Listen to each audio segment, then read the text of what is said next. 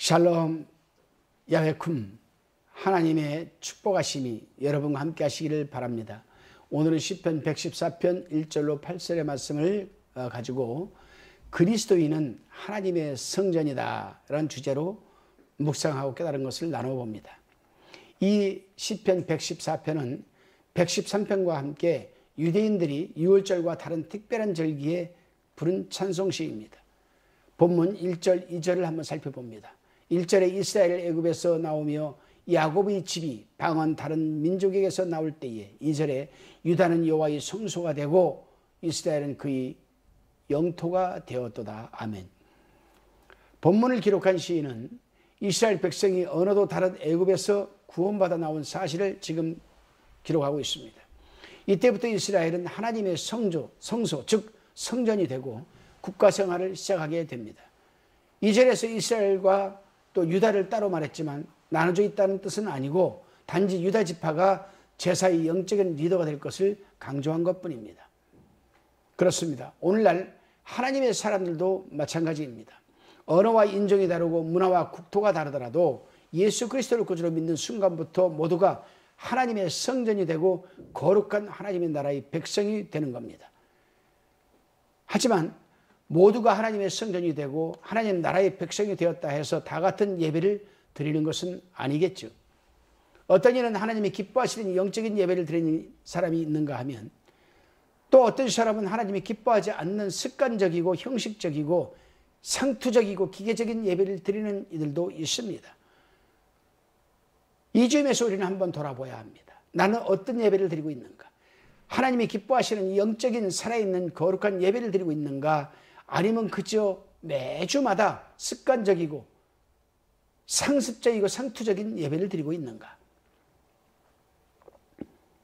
본문 3절에 보면 바다는 이를 보고 도망하며 요단은 물러갔으며 산들은 수량같이 떠놀며 작은 산들은 어린 양같이 뛰었도다. 아멘.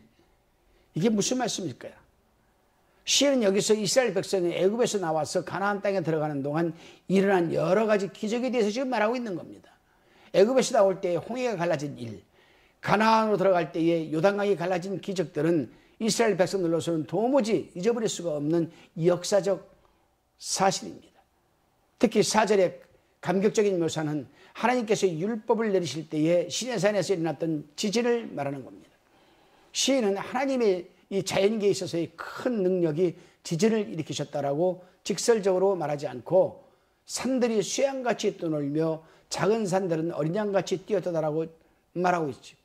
시인은 참으로 시상이 풍부한 사람이 아닌가 생각을 합니다. 그렇습니다, 여러분. 오늘날도 역사 속에서 얼마나 크고 작은 여러분 사건들이 하나님의 개입이 아니고서는 도무지 이해가 안 되고 설명이 안 되는 일들이 얼마나 많은지 모릅니다. 이스라엘 놓고 볼 때에 예를 들어 보면 1967년에 6.1 전쟁이 일어났습니다.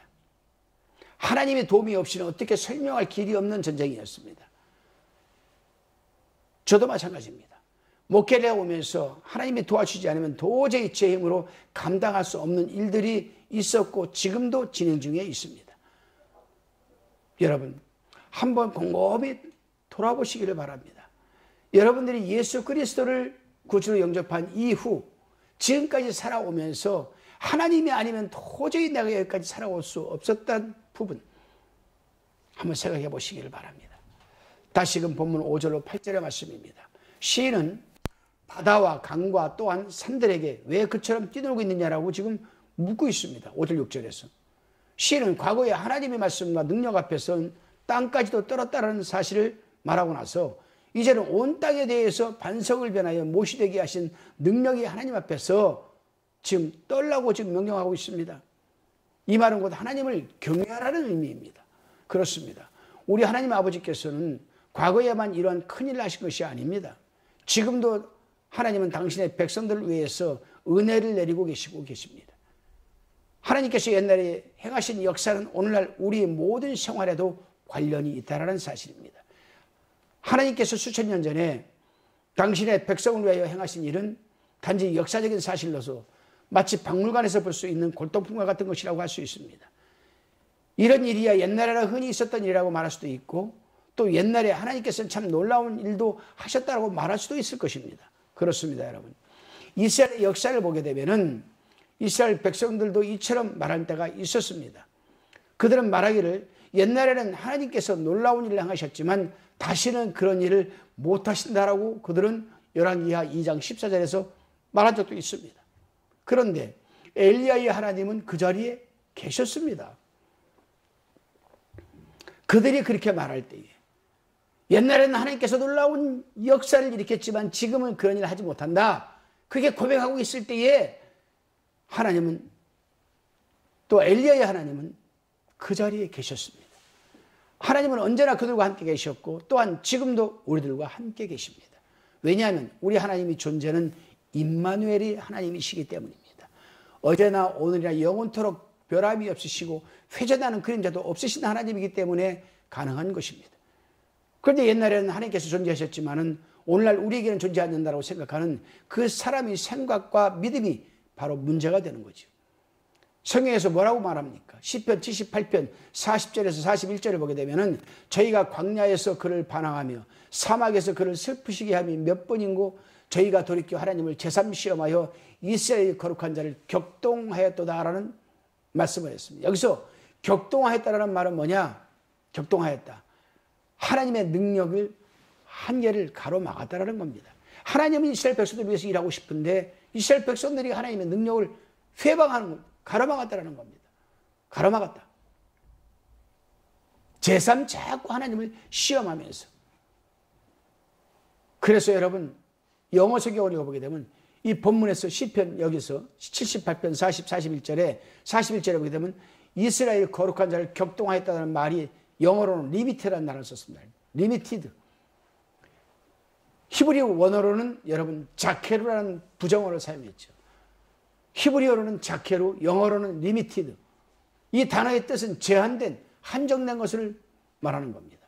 그렇습니다. 하나님은 언제든지 우리를 위해서 졸지도 주무시지도 않고 일하고 계십니다.